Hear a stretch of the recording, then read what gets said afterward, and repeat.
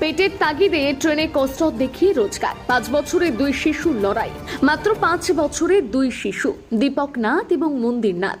পড়াশুনো বা খেলাধুলোর বয়স হলেও জীবনের কঠিন বাস্তবতা তাদের নামিয়ে দিয়েছে রোজগারের লড়াইয়ে। পেটের তাগিদে তারা ট্রেনে চেপে বিভিন্ন শারীরিক কসরত বা জিমন্যাস্টিক দেখিয়ে মানুষের মনোরঞ্জন করে সামান্য টাকা উপার্জন করছে।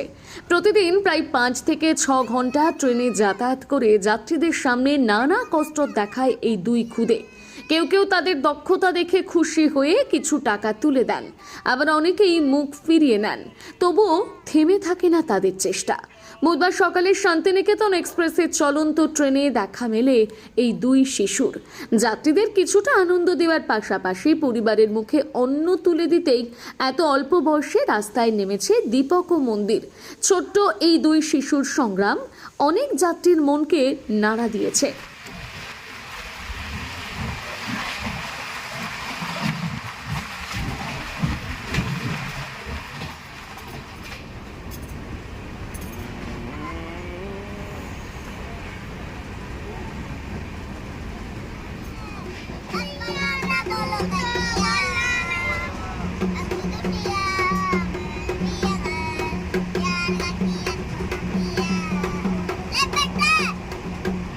ahora, venga esto.